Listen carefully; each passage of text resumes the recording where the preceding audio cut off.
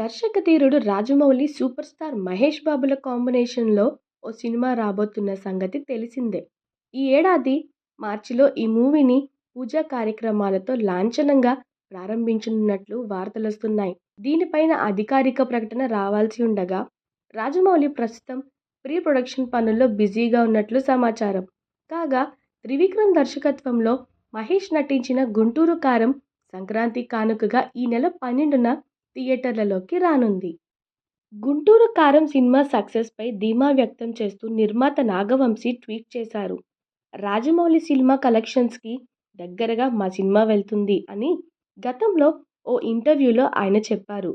ఆ వీడియోను జత చేస్తూ ఫ్యాన్స్ మీకు మళ్లీ బలంగా చెప్తున్నా, గతంలో చెప్పిన మాట మీదే ఉన్నాం. మూవీని భారీగా విడుదల చేస్తాం. రిలీజ్ సంగతి మాకు వదిలేయండి. సెలబ్రేషన్స్ తగ్గకుండా చూసుకునే బాధ్యత మీది అని రాసుకొచ్చారు.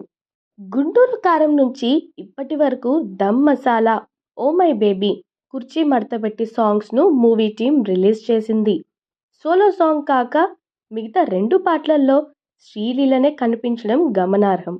మరో హీరోయిన్‌గా ఉన్న మీనాక్షి చౌదరి గ్లింప్స్‌లలో కానీ, పాటల్లో కానీ కనిపించలేదు. దీంతో అసలు ఆమె ఉందా లేదా అంటూ నెట్టింట మహేష్ ఫ్యాన్స్ చర్చించుకుంటున్నారు. ఇటీవలి కాలంలో మీనాక్షి చాలా మందికి క్రష్‌గా మారిన సంగతి తెలిసిందే. మహేష్ బాబు నటించిన 'గుంటూరు కారం' సినిమా నుంచి ఇవాళ విడుదలైన 'కుర్చీని మడతపెట్టి' సాంగ్ ప్రోమోపై పలువురు విమర్శలు చేస్తున్నారు. ఇది సోషల్ మీడియాలో విపరీతంగా వైరల్ అయిన బూతు పదానికి ముందున్న పదమని, సూపర్ స్టార్కు ఇలాంటి పాట అవసరమా అని ప్రశ్నిస్తున్నారు. పిల్లలు ఈ పదాలకు అలవాటు పడితే ప్రమాదమని చెబుతున్నారు. అయితే వీటి వల్ల నష్టమేమీ లేదని ఫ్యాన్స్ అంటున్నారు. అమెరికాలో అక్రమంగా ప్రవేశం కల్పించేందుకు కొందరు గుజరాతీలు 60 లక్షల నుంచి 80 లక్షలు ఇచ్చేందుకు సిద్ధపడ్డారు. ఇటీవల 303 మంది ప్రయాణికులతో నికరాగువా వెళ్తున్న ఓ విమానాన్ని పారిస్లో నిలిపివేశారు.